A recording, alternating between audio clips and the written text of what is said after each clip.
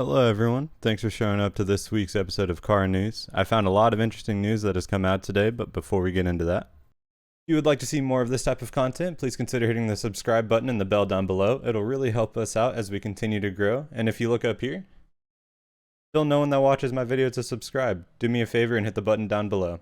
Now back to the content. Polestar recently released their concept for what they are hoping will be their hero car. It is an electric car with a convertible hardtop that some automotive websites are claiming will be a strong competitor to the Porsche 911. It's supposed to be a car focused on sportiness and align with their brand's sustainability efforts.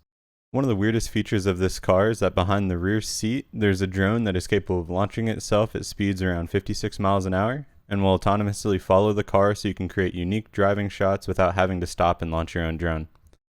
Most of the interior is made from one material, meaning recycling will be made a bit easier, and the chassis is also made from a bonded aluminum that Polestar claims to have made a method of labeling the quality of the parts, so when it is recycled, they can monitor the quality of those parts.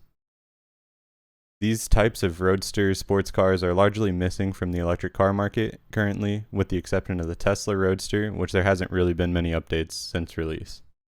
Polestar plans on releasing 3 cars over the next 3 years that they say will have some of these features included in their cars.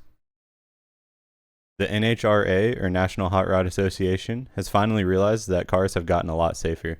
Many of their rules for safety and cages going in cars were not up to date with the fact that cars are getting safer and safer every year, so they decided to make a change and allow cars from 2014 and on that they will be able to run as fast as 9 seconds and or 150 miles an hour without needing extra safety like a cage. Previously, cars like the Dodge Demon were getting banned from events if they ran under a 10, which they could from factory, and the NHRA wanted them to build a cage in the car, which can be very difficult for those owners who still want a streetable car. There is a new decal that these street legal cars will get for licensed racers who break 13, 12, 11, and 10-second benchmarks respectively in the street legal category can have cars with aftermarket parts as long as they hit certain OEM safety requirements. It is quoted that under these new guidelines, owner of the Shelby GT500, Corvette ZR1, Dodge Demon, Tesla Plaid, and other high-performance vehicles will have the ability to participate and enjoy NHRA street legal racing events without making extensive modifications to their cars. Convertibles and T-tops still have different requirements as well, and if you'd like to learn more about these rule changes, please click the link in the description. If you drive your car often, you probably have noticed that fuel prices are going through the roof. The national average hit over $4 a gallon for the first time since 2008. In Los Angeles, there are even some stations where premium is selling for over $7 a gallon. Gas price tracker app GasBuddy believes that the national average will reach $4.25 a gallon by Memorial Day, while the current record is around $4.10. And if you'd like to save money on fuel, download GetUpside on the App Store and use code XKBUS, or click the link in my description and you'll get an extra 15 cents a gallon bonus on your first fill-up. The app works by referring you to gas stations and giving you a rebate on gas you purchased from 1 to 20 cents a gallon. You can then cash out directly to your bank or PayPal or different gift cards on the app.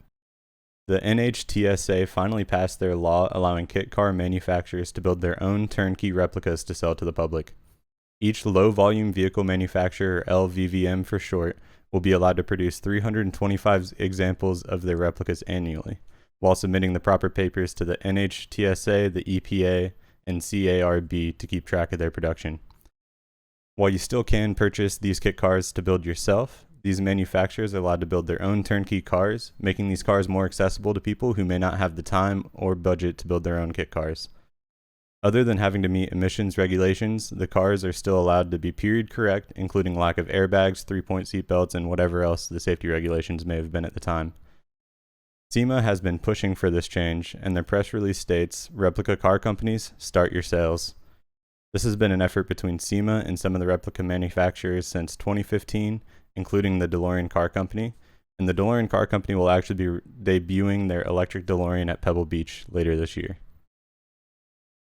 That about wraps it up for this episode of Car News. If you stayed this long, thank you. Please remember to click like and subscribe, and I'll see you guys next time.